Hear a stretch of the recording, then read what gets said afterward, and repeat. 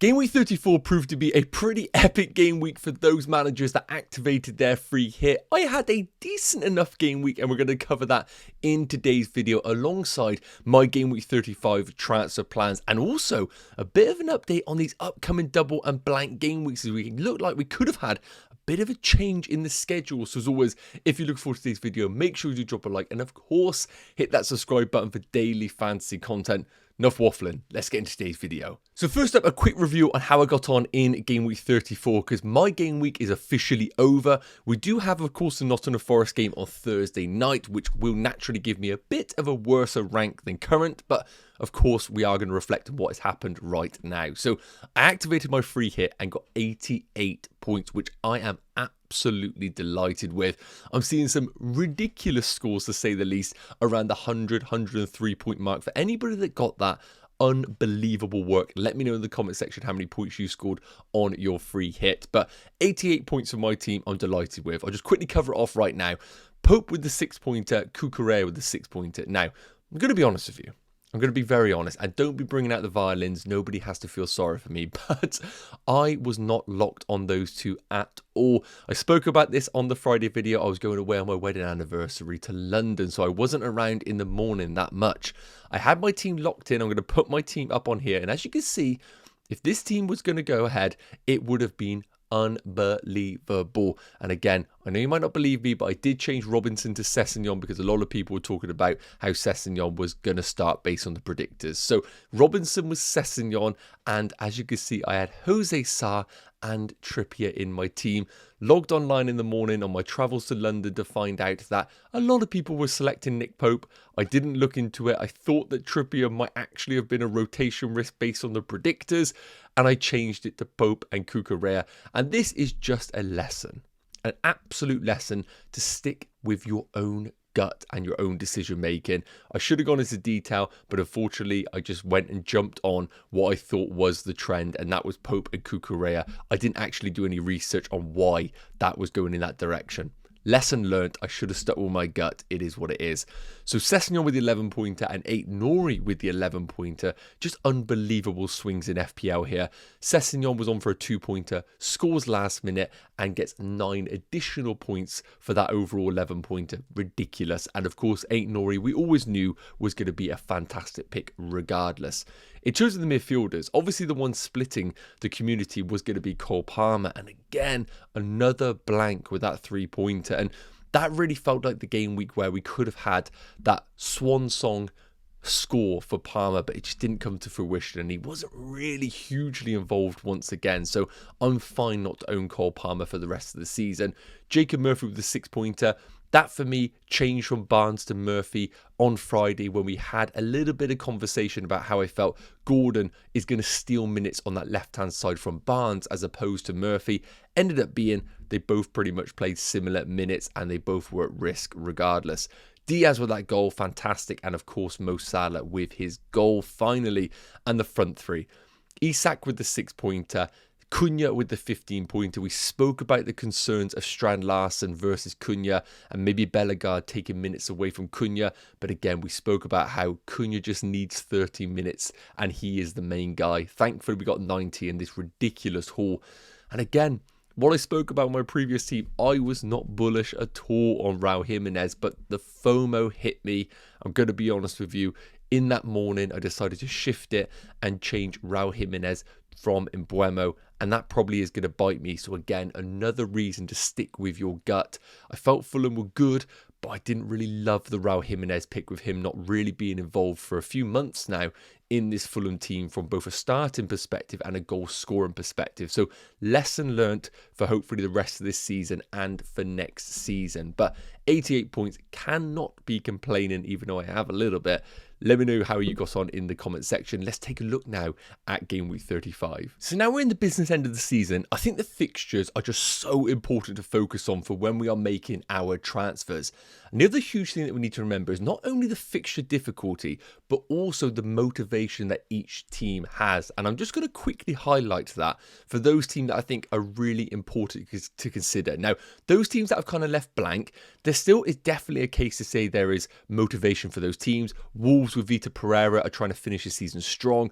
Brentford could have some hopes of Europa League or Conference League football, but really I wanted to focus on the ones that I've highlighted here. So firstly, the teams that still have motivation, and that is going to include Man City, who of course are chasing a top 5 finish, Forest in the exact same boat, Aston Villa chasing the top 5, Chelsea top 5, and Newcastle chasing the top 5.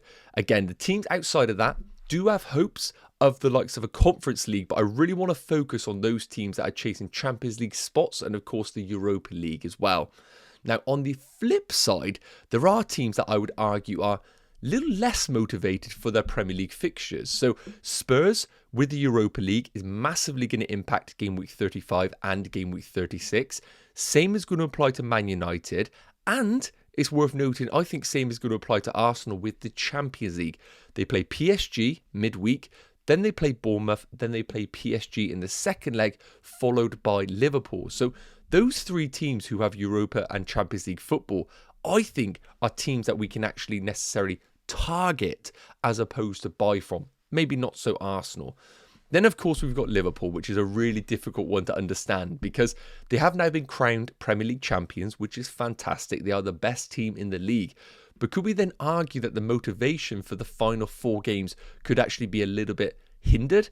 Chelsea away actually could be good enough for Chelsea assets in that game. Arsenal at home, how motivated are Liverpool going to be up against an Arsenal team that might be fatigued from the Champions League? So all these things do need to be accounted for. But what I want to note right now is that teams that have really good fixtures that target those that I've spoken about, Brentford, for example, Man United at home, wedged in between their Europa League fixtures, is fantastic. Then they've got Ipswich away, followed by Fulham at home. So I think Brentford are brilliant. And if you want to go for Everton as well, don't love them offensively, but defensively, Ipswich at home in 35 and Southampton at home in 37. Really good teams to target there once again. And one thing I will say as well, Man City, a really interesting one alongside Crystal Palace, who don't have necessarily anything to play in the Premier League. But for City, top 5 is still really, really important. And I think with the fixtures they have available to them, they will get that wrapped up quite comfortably with Wolves, Southampton and Bournemouth at home. However, with that FA Cup final, we don't know what that's going to impact for game week 37. Now, what I want to talk about quickly is there has been a bit of discussion on Twitter from the predictors like Ben Krellin, Planet FPL, where we don't exactly know what double game week 36 and blank game week 37 is going to look like. Now, the current predictions suggest that we might not get anything regarding a double in 36 or a blank in 37. Now, we had this taken regarding Spurs requesting their game against Aston Villa to be brought forward to game week 36. So what that would actually intend of doing is a double for Spurs at home against Palace and away against Aston Villa, therefore giving them a blank in game week 37. And that, in theory, would then give Villa a double away against Bournemouth and at home against Spurs. However, Aston Villa have come out and said, no, we don't want the fixture to change because, of course, that is going to negatively impact Villa in terms of the turnaround. They don't need to. The reason why Spurs want it to happen is because of the Europa League turnaround. Villa don't want that to happen. So it sounds like that is going to stick. And then it sounds like we might not get a big double in 36 or a blank in 37. What you need to know is, if you can, hold off making those transfers right now because we've got Champions League football, Europa League football, Conference League football, and of course double and blank announcements, which we are expecting to be done before that Friday deadline. So just giving a quick preview to how my team is looking going into game week 35. I've got one free transfer, 1.5 million in the bank. And I felt like game week 35 was a really difficult game week regardless because of the Champions League and Europa League involvement hindering some of the teams that we're looking at right now.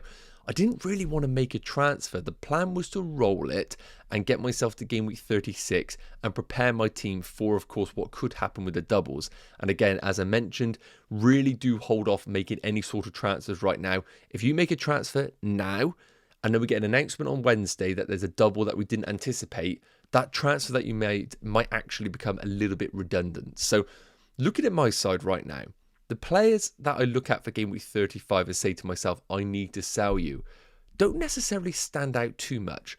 I think Raya at home against Bournemouth or Martinez at home against Fulham is perfectly playable. A back three of Munoz, Vardy and Kiwior is fine.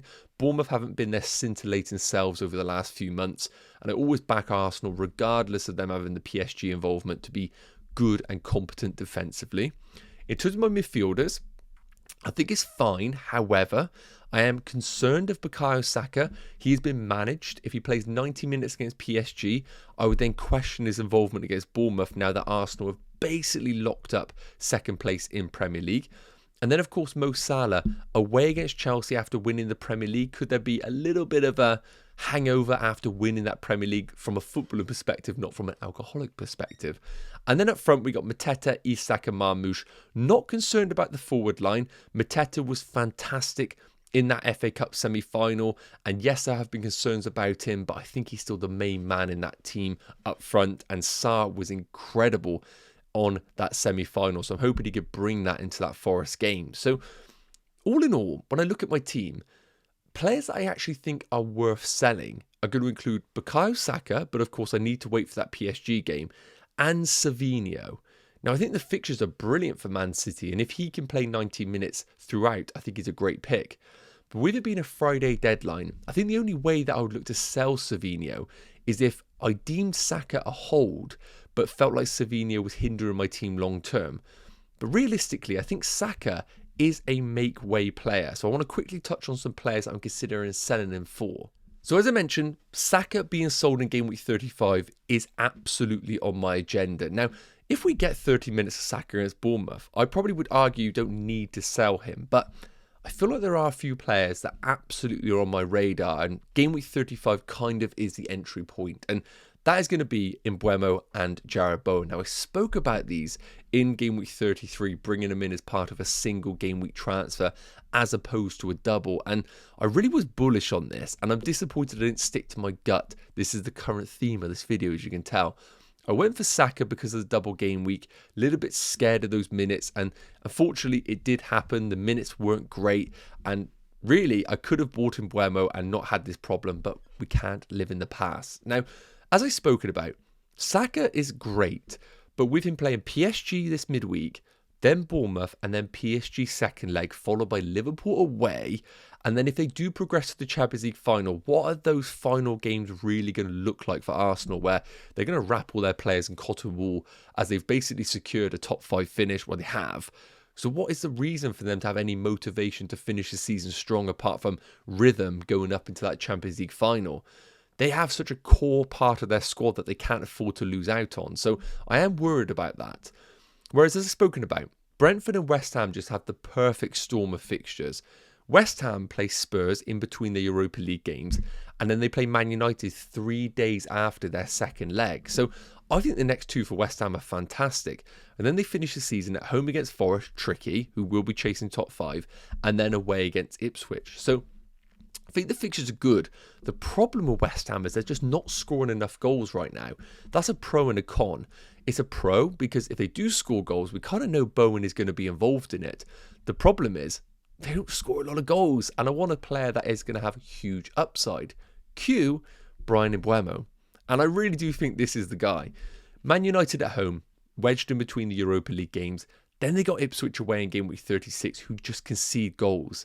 Then they got Fulham at home in 37. Bit of a London derby. I think that's a good fixture. And then they finish the season against Wolves, where that could be a really open game. Last game of the season, it could just be goals for fun. So when I talk about, obviously, potential, we've seen it. Mbeumo has double-digit potential.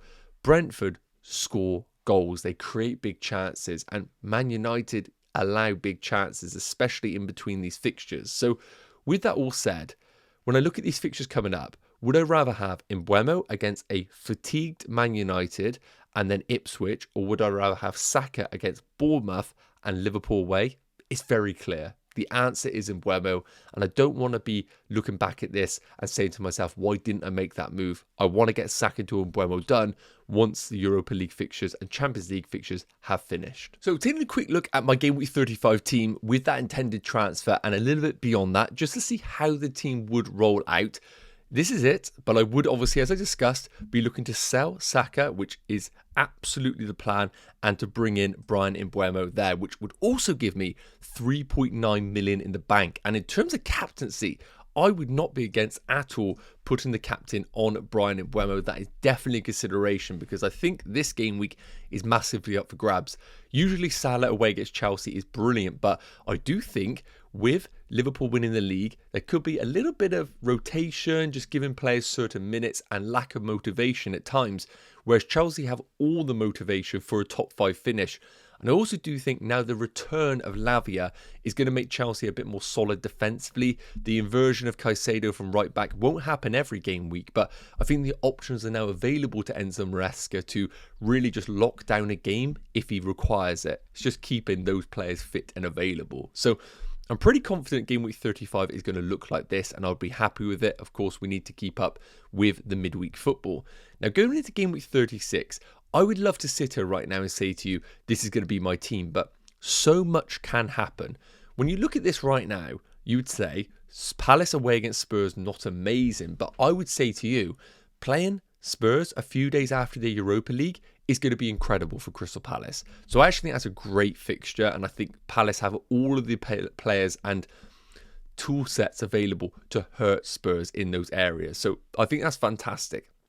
And I think the rest of the team looks brilliant. I would love to squeeze Savinho in this team, of course, if I knew he was starting.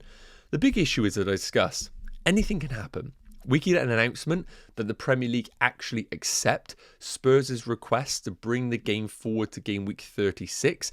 Then all of a sudden, Spurs have a double against Palace and against Aston Villa. Would that tempt me to buy Spurs players? Absolutely not. But what I'm trying to say is, even though game week 36 looks good and we could plan for it and I could skip forward to game week 37 and the team would look something along these lines, I'd bring Savinho in and Kivior, things can change. This could be a blank game week for certain teams that we haven't anticipated. So I would love to sit here and tell you my long-term plans, but what I will say to you is this. Give it a few days and we might have the whole season completely confirmed by the Premier League of how the doubles and blanks are going to look. So it's going to be really important, if ever now, to stay in touch with the FPL community, the channel if you want to, as I will update you as soon as we get those announcements. And then we could put a clear plan in place of exactly what the long-term moves are going to look like. But for game week 35 in isolation, I just think it's clear. Saka to Mbeumo just makes so much sense. Yes, guys, okay, that is going to wrap up today's video looking at my Game Week 35 transfer plans. As I spoke about, it was a good Game Week of 34. Hopefully, we can make it another one in Game Week 35. If you have any questions, please do pop them in the comment section. I'll be sure to get to them. And of course, if you did enjoy today's video, drop a like and hit that subscribe button. It's always massively appreciated. Take care, have an amazing day. I'll see you real soon. Cheers.